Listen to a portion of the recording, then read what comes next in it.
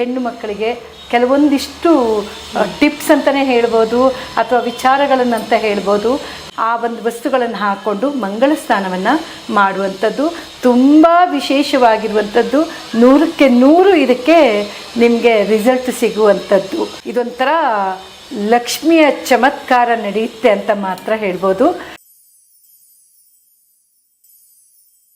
ನಮಸ್ತೆ ವೀಕ್ಷಕರೇ, ವಿಶ್ವಪ್ರಿಯ ಯೂಟ್ಯೂಬ್ ಚಾನಲ್ಗೆ ತಮ್ಮೆಲ್ಲರಿಗೂ ಆದರದ ಸ್ವಾಗತ.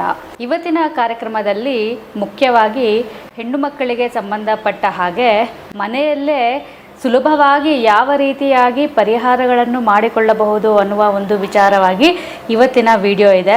ತುಂಬ ಇಂಟ್ರೆಸ್ಟಿಂಗ್ ಆಗಿರುತ್ತೆ. ಎಲ್ಲೂ ಸ್ಕಿಪ್ ಮಾಡದೆ ಈ ವಿಡಿಯೋವನ್ನು ಪೂರ್ತಿಯಾಗಿ ನೋಡಿ ಹಾಗೂ ಅಪಾರ ಜ್ಞಾನವನ್ನು ಪಡ್ಕೋಬೇಕು ಅಂತ ಕೇಳ್ಕೊತೀನಿ. ಈ ವಿಚಾರವಾಗಿ ತಿಳಿಸುವುದಕ್ಕೆ ನಮ್ಮ ಜೊತೆ ಶ್ರೀಮತಿ ವೀಣಾ NK ಅವರು ಬಂದಿದ್ದಾರೆ. ಅವರು ಮೂಲತಃ ಉಡುಪಿ ಕುಂದಾಪುರದವರು. ಬಾಲ್ಯದಿಂದಲೇ ಪೂಜಾ ಪುನಸ್ಕಾರಗಳು ಎಲ್ಲವನ್ನೂ ಕಲಿತು ಹಲವಾರು ವಿಷಯಗಳಲ್ಲಿ ಅವರು ಪರಿಣಿತಿಯನ್ನು ಹೊಂದಿದ್ದಾರೆ. ಈಗ ಅವರು ಬೆಂಗಳೂರಿನಲ್ಲಿ ವಾಸ ಮಾಡುತ್ತಾ ಶ್ರೀ ಯದುನಂದನ ಗುರುಕುಲದಲ್ಲಿ ಅವರು ಸೆಕ್ರೆಟರಿಯಾಗಿ ಕಳೆದ 4 ವರ್ಷಗಳಿಂದ ಸೇವೆ ಸಲ್ಲಿಸುತ್ತಾ ಹಲವಾರು ಪೂಜಾ ವಿಧಿವಿಧಾನಗಳಲ್ಲಿ ತರಗತಿಗಳನ್ನು ಮಾಡುತ್ತಾ ಹಲವಾರು ಹೆಣ್ಣು ಮಕ್ಕಳಿಗೆ ಅವರು ಆಶಾಕಿರಣರಾಗಿದ್ದಾರೆ ಅಂತಲೇ ಹೇಳ್ಬೋದು. ಇವರು ಇವತ್ತು ಸಮಯ ಮಾಡಿ ನಮ್ಮ ಚಾನಲ್ಗೆ ಅವರ ಒಂದು ವಿಚಾರವನ್ನು ತಿಳಿಸುವುದಕ್ಕೆ ಬಂದಿದ್ದಾರೆ. ಅವರನ್ನು ನಮ್ಮ ಕಾರ್ಯಕ್ರಮಕ್ಕೆ ಆಧಾರವಾಗಿ ಸ್ವಾಗತಿಸೋಣ. ಮೇಡಮ್, ನಮ್ಮ ಕಾರ್ಯಕ್ರಮಕ್ಕೆ ಆಧಾರದ ಸ್ವಾಗತ. ನಮಸ್ತೆ.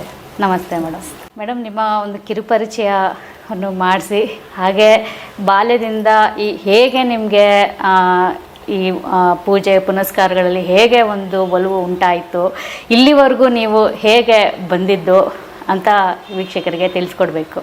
ನಾನು ಮೂಲತಃ ಉಡುಪಿಯಿಂದ, ಅಲ್ಲಿಂದ ನಮ್ಮ ಯಜಮಾನರ ಮನೆ ಉಡುಪಿ, ಹಾಗೆ ತಾಯಿ ಮನೆ ಕುಂದಾಪುರ.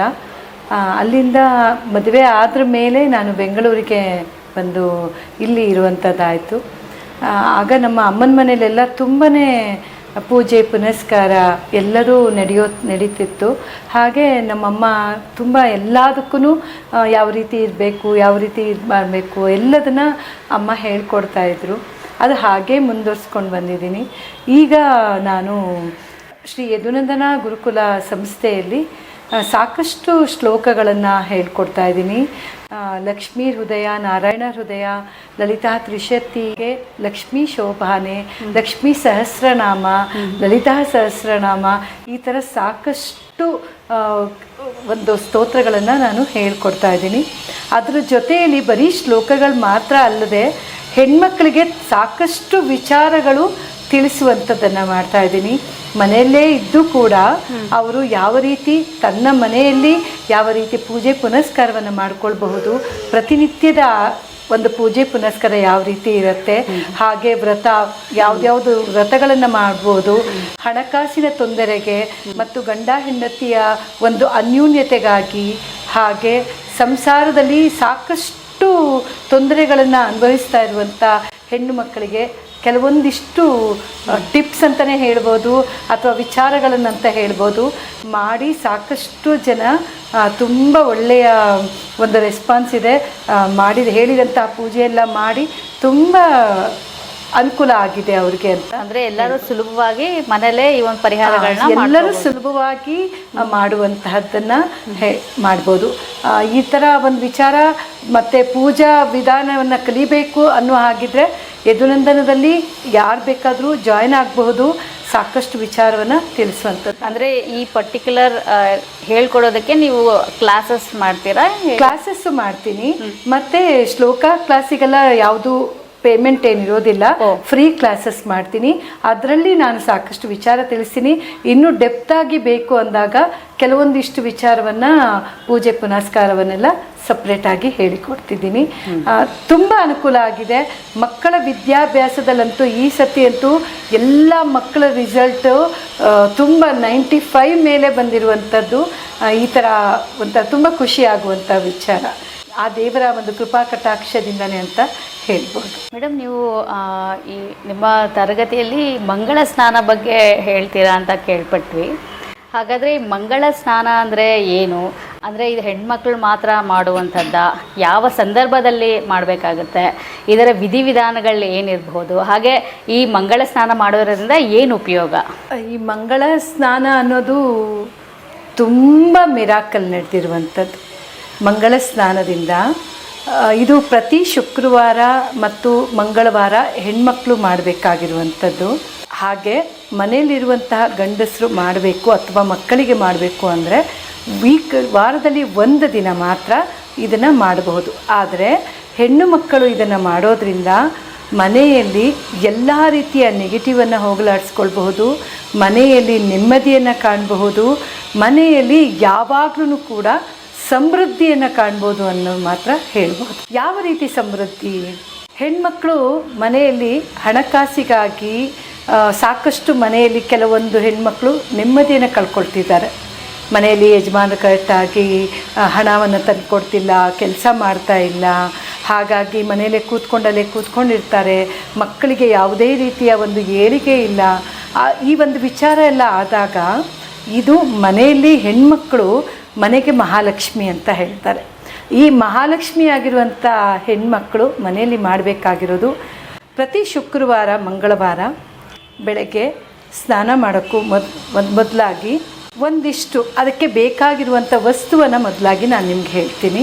ಪಚ್ಚಕರ್ಪೂರ, ಏಲಕ್ಕಿ, ಲವಂಗ, ಅರಿಶಿನ ಮತ್ತು ಕಲ್ಲುಪ್ಪು, ಇದಿಷ್ಟನ್ನು ಸ್ವಲ್ಪ ಎಲ್ಲದನ್ನು ಮಿಕ್ಸ್ ಮಾಡಿಕೊಂಡು ಸ್ನಾನ ಮಾಡೋಕ್ಕೂ ಮೊದಲಾಗಿ ಲಾಸ್ಟಲ್ಲಿ ಒಂದು ಬಕೆಟ್ ನೀರಲ್ಲಿ ಇದನ್ನು ಹಾಕಿ ಮಿಕ್ಸ್ ಮಾಡೋದು. ಮಿಕ್ಸ್ ಮಾಡಿ ಲಾಸ್ಟಲ್ಲಿ ಅದನ್ನು ಸ್ನಾನ ಮಾಡಿ ಬರೋದು. ಇದು ಮಂಗಳ ಸ್ನಾನ. ಇದರಲ್ಲಿ ಏಲಕ್ಕಿ ಮತ್ತು ಲವಂಗ, ಕಲ್ಲುಪ್ಪು ಇದೆಲ್ಲದೂ ಲಕ್ಷ್ಮಿಯ ಸಂಕೇತ.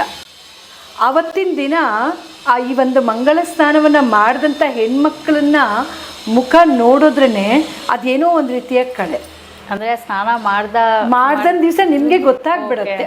ಇದಕ್ಕೆ ಉದಾಹರಣೆಯಾಗಿ ಮಾಡಿರುವಂಥವ್ರದ್ದು ನಾನು ಸಾಕಷ್ಟು ಜನ ಮಾಡ್ತಾ ಇದ್ದಾರೆ. ನನ್ನ ಯದುನಂದನ ಗುರುಕುಲದಲ್ಲಿ ತುಂಬ ಹೆಣ್ಮಕ್ಕಳು ಈ ಒಂದು ಮಂಗಲ ಸ್ನಾನವನ್ನು ಮಾಡಿ ಎಲ್ಲರೂ ಕೂಡ ಭಾಗ್ಯಶಾಲಿಗಳಾಗಿದ್ದಾರೆ ಅಂತಲೇ ಹೇಳ್ಬೋದು. ಇದನ್ನು ಮಾಡಿಕೊಂಡು ಮನೆಯಲ್ಲಿ ಏನು ಒಂದು ಕೆಲಸ ಇರುತ್ತೋ ಅದನ್ನೆಲ್ಲ ಮಾಡ್ಕೊಳ್ಳೋದು, ಪೂಜೆ ಪುನಸ್ಕಾರವನ್ನೆಲ್ಲ ಮಾಡೋದು. ಇದನ್ನು ಮಾಡಿದಂಥವರಲ್ಲಿ ಕೆಲವೊಂದು ಉದಾಹರಣೆಯನ್ನು ನಾನು ಕೊಡ್ತೀನಿ. ಒಬ್ಬರು ವಿನ್ಯಾಸ ಅಂತ ಡಾಕ್ಟರ್ ಅವರಿದ್ದಾರೆ. ಅವರು ಹೇಗೆ ಅಂದರೆ ಮನೆಯಲ್ಲಿ ಯಾವಾಗ ನೋಡಿದ್ರೂ ಯಾವುದಾದ್ರು ಒಂದು ರೀತಿಯಲ್ಲಿ ಮನೆಯಲ್ಲಿ ಕಿರಿಕಿರಿ ಆಗುವಂಥದ್ದು, ಯಾವುದೇ ವ್ಯಾಪಾರ ಡಾಕ್ಟರ್ ಆಗಿದ್ರೂ ಕೂಡ ಅವ್ರಿಗೆ ಯಾವುದೇ ರೀತಿಯ ಒಂದು ಜನ ಆಕರ್ಷಣೆ ಇಲ್ಲ. ಡಾಕ್ಟರ್ ಅಂದಮೇಲೆ ಆಕರ್ಷಣೆ ಬೇಕೇ ಬೇಕಲ್ವಾ, ಎಲ್ಲ ಪೇಷಂಟ್ ಆಗಲಿ ಅಂತಲ್ಲ, ಬರಬೇಕಲ್ವಾ. ಹಾಗಿದ್ದ ಸಮಯದಲ್ಲಿ ಅವ್ರಿಗೆ ನಾನು ಇದನ್ನು ಸಜೆಷನ್ ಮಾಡಿದೆ, ನೀವು ಮಂಗಳ ಸ್ನಾನವನ್ನು ಮಾಡಿ ಒಂದಿಷ್ಟು ವಾರ ಮಾಡಿ ನಿಮಗೆ ಗೊತ್ತಾಗುತ್ತೆ ಅಂತ. ಬರೀ ಕೇವಲ ಒಂದು ಶುಕ್ರವಾರ ಮಾಡಿದ್ದಾರೆ, ಮತ್ತೆ ಮಂಗಳವಾರ ಮಾಡಿದ್ದಾರೆ, ಮತ್ತೆ ಶುಕ್ರವಾರ ಮಾಡೋ ಅಷ್ಟೊತ್ತಿಗೆ ಅವರಿಗೆ ರಿಸಲ್ಟ್ ಕಂಡಿದೆ. ಯಾವ ರೀತಿ ರಿಸಲ್ಟ್ ಕಂಡಿದೆ ಅಂದರೆ ಅವರ ಮುಖದಲ್ಲಿ ಒಂದು ಚಿಕ್ಕ ಕಲೆ ಇತ್ತು, ಆ ಕಲೆ ಸಮೇತ ಅವರಿಗೆ ಅದರಿಂದ ಸಮೇತ ಅವ್ರು ಮುಕ್ತರಾಗಿದ್ದಾರೆ. ಅಂದರೆ ಪಿಗ್ಮೆಂಟೇಷನ್ ಇತ್ತು, ಅದು ಕೂಡ ಅವರಿಗೆ ಹೋಗಿರುವಂಥದ್ದು. ಸಾಕಷ್ಟು ಮನೆಯಲ್ಲಿ ಯಜಮಾನರಾಗಲಿ ಮಕ್ಕಳಾಗಲಿ ಮನೆಯಲ್ಲಿ ಮಾತನ್ನು ಕೇಳುವಂಥದ್ದಾಯಿತು. ಯಾವುದೋ ಒಂದು ರೀತಿಯಲ್ಲಿ ನೆಗೆಟಿವ್ ಇತ್ತು ಮನೆಯಲ್ಲಿ, ಆ ನೆಗೆಟಿವನ್ನ ಅವರು ಹೋಗ್ಲಾಡಿಸ್ಕೊಂಡಿದ್ದೀನಿ ಅಂತ ಡಾಕ್ಟರ್ ಆಗಿದ್ದರೂ ಕೂಡ ಅವರಿವತ್ತಿಗೂ ಅವ್ರು ಹೇಗೆ ಅಂದರೆ ಪ್ರತಿ ಒಂದು ಆಚರಣೆಯನ್ನು ಕೂಡ ಈಗಲೂ ಕೂಡ ಅದನ್ನು ಮಾಡ್ತಾ ಇದ್ದಾರೆ. ಇದು ಒಬ್ಬರ ಉದಾಹರಣೆ. ಈ ಥರ ನೂರಾರು ಹೆಣ್ಣು ಮಕ್ಕಳ ಜೀವನದಲ್ಲಿ ಇದನ್ನು ಮಾಡಿ ಜಯಶೀಲರಾಗಿದ್ದಾರೆ ಅಂತ. ಅಂದರೆ ಬರೀ ಸ್ನಾನ ಮಾಡಿದ್ರೆ ಆಯ್ತು, ಸಂಕಲ್ಪ ಮಾಡಬೇಕಾ ಇಲ್ಲ ಮಂತ್ರ ಹೇಳಬೇಕಾ?